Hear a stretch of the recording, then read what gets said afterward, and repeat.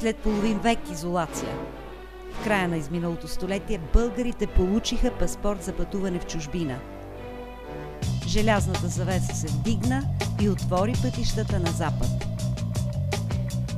Маса българи се втурнаха по широкия свят, кои насляпо, кои целенасочено, в търсене на късмет и нов живот. Но когато вратите на нашата страна се отвориха, западните се затвориха. Наложени ни бяха визи. Покана от чужбина, виза и еднопосочен билет, това беше основната цел за много млади хора. Най-желаната дестинация – Съединените щати. Американската мечта бе завладяваща. Треската за напускане на страната беляза няколко поколения. BTV потърси техни представители, за да види какво намериха отвъд океана. Първото поколение българи тръгна с романтични представи за света, скрит задълго зад завесата. Телефонните номера на повечето им приятели започваха с 2 нули, т.е. бяха някъде в чужбина, което им даде пример и кураж да се хвърлят в неизвестното. Съединените щати, държавата на неограничените възможности, привличаше с магнетична сила. Американската мечта за успех – да пробиеш, да печелиш, да станеш богат, дори известен. Мястото, на което те оценяват според постиженията, а не заради препоръка или свръзки.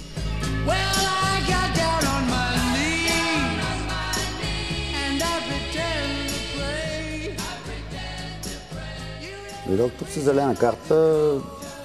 Това е първото нещо, което съм печелил, защото то си вид тото. Дори не знаех дали трябва да дойда в тази държава. Ако не си първо поколение в Съединените щати, ти не можеш да бъдеш американец, нали? Тук да си различен е правилото, а не изключението.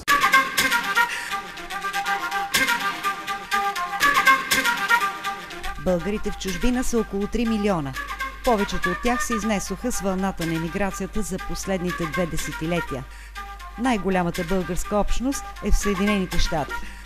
Българите тук са концентрирани в Лос-Анджелис и Чикаго.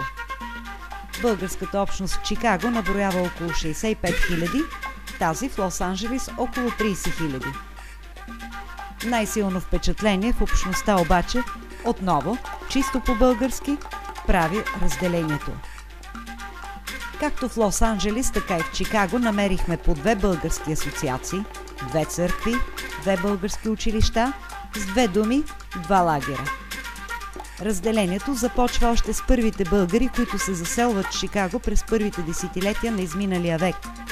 Социалните и икономически пристрастия са били в основата на делението тогава.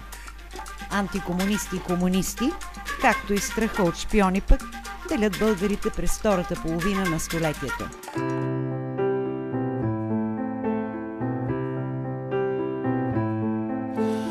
Heard there was a secret chord that David played and it pleased the Lord. Отец Николай служи в Българската православна църква от 20-на години. Отслужва православните празници, жени и погреба българите, кръщава деца, грижи се за българското училище Иван Вазов.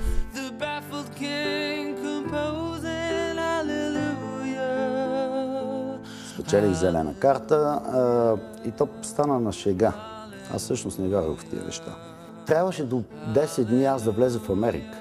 Иначе всичко това ставаше невалидно. Цялата тая зелена карта и всичко. И така стана, че влязох в първото такава бюро и казах, бе, какви билети имате за щатите? И, между прочим, защото аз трябваше да дойда, нали, аз съм с мен, с жена и 2 деца, които вече са големи, тогава бяха малки, и 4 билета ми трябват за щатите, където и да. И те казаха, ми имаме за Лос-Анджелис. Започнах първо, като повечето българи тук, работех като delivery driver. Значи 1939 година се създава църковната община в Лос-Анджелис. И към тая църковна община принадлежат всички емигранти до този момент. Но след това се получава така, че идва и втора вълна, около 60-те години, емигранти. Всъщност голяма част от тях от Чикаго идват в Лос-Анджелис, но носят със себе си, разбира се, своите политически схващания и разбирания. И се случва така, че тук се получават някакви недоразумения по този точно повод. В смисъл, политическия елемент е причина да се оформят няколко групи. Аз за радост си спомням някои, те не са вече между живите, но имаше земеделци, имаше царисти, имаше легионери, които така, поради собствените си хващания не мелеха, както казваме в България, брашно помежду си. И това разединение фактически води до там, че църковната община да се раздели на две. Преди е имало много по-малко емигранти в Лос-Анджелес специално и в цяла Америка. И ако това вече е част от църковната тук история, в смисъл на историята на този храм, някакси по-са били сплотени хората, търсили са се, правили са неща, които така комуникират с нашите традиции, български традиции. Днес имаме телефонни обаждания, скайп, всеки вече има свободата да пътува където си иска, да чуваш се с твоите роднини през 2-3 часа, дето се казва, ако не всеки ден, през ден. И това някакси намалява това усещане за ти си много далече от своето, и намалява усещането, че трябва да търсиш своето, защото ти го имаш.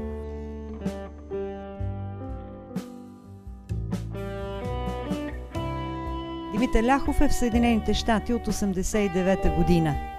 Управител е на преуспяваща компания за радарни съоръжения в Сан-Диего. Децата му са родени и израснали в Америка. Аз съм в момента така наречените американец от български произход, но се чувствам повече българин. Баща ми фактически е индустриалец. Те са брати Лякови, са имали фирма в България, даже 2 фирми. Те бяха също и собственици на тази консервна фабрика Славянска в Бургас, рибната консервна фабрика в Бургас. И след 9-ти, баща им беше интерниран в Северна България. Брат ми имаше проблеми около 56-та година в университета по унгарските събития. Връстник на свободата, бех много пъти натискан даже да стана член на партията. Аз отказвах по просто причини, че не съм от семейство, което е подходящо за да бъдеш партиен член. Аз бех решил да дойда до Съединените щати, защото за мен, ако напуснеш България и останеш в Европа, не е промяна. Промяната е, ако смениш континент. Все пак Съединените щати е страна на, така наречената страна на неограничените възможности, дава ти възможност. Ако работиш, винаги можеш да успееш. Началото е трудно, докато се асимилираш с обществото, с действителността, в работата си. Започнах от ниска инженерна позиция, след това до менеджер на доста сериозно производство на такива радарни тръби за радарни установки. Тук в Америка някакси живота е по-лесен, защото нещата са много регламентирани и уредени. Почти всичко може да се свърши по телефона.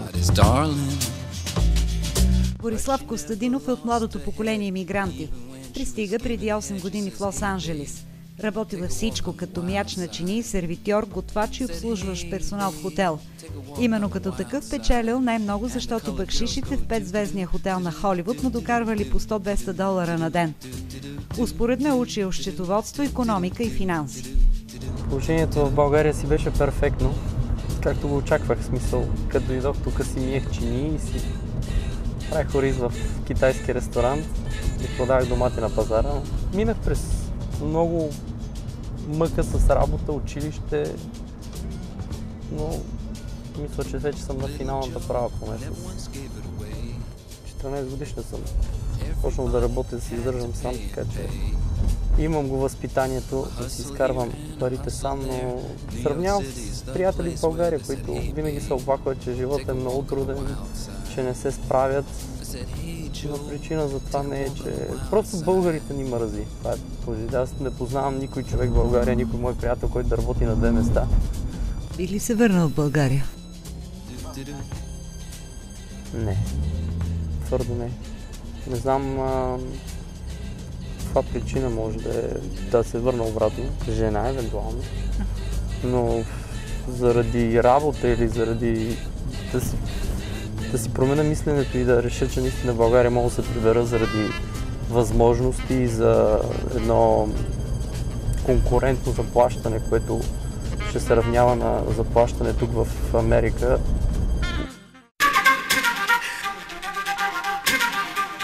На тези чинове родния си език изучават българчета. Българското училище в Бостън, например, обучава деца от 12 години. Тук е и Асоциацията на българските училища в чужбина, а за 12 години през класните стаи са минали стотици деца на български имигранти.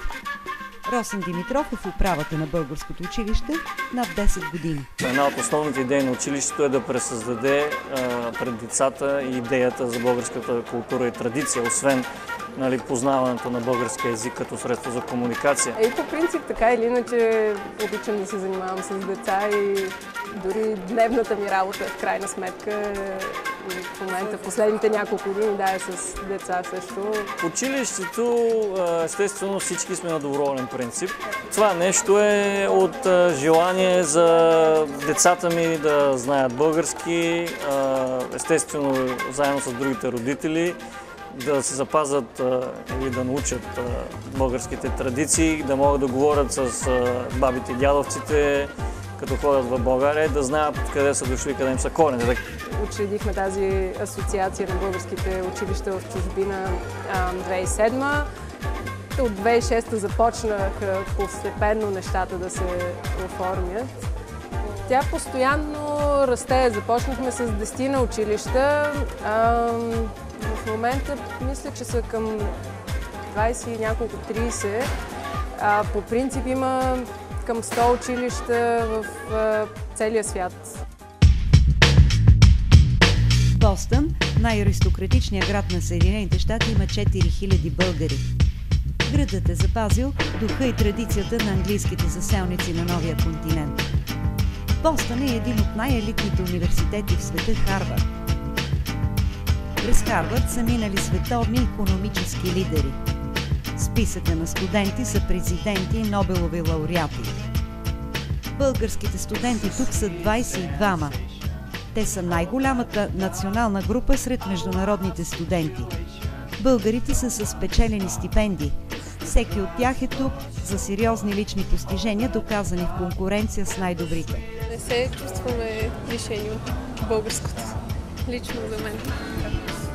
Това е въпрос на желание. Ако иска човек да се изолира, сигурно може.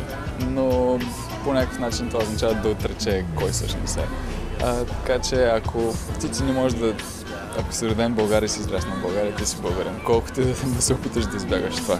Така че ако си честен със себе си, винаги можеш да намериш хора, които да те разберат, които да те подкрепят по начин, по който може би никой друг не може. Всеки път, когато се запознавам с някой, да питам откъде си и иска да научи повече за страната, от която идвам. Всеки те приема такъв какъвто си, понякога се чувстваш по-прият, отколкото понякога дори вкъщи, което е странно, парадоксално, но е факт, защото хората са много по-отворени тук и по-толерантни. Така че няма нужда да променяш нещо от себе си.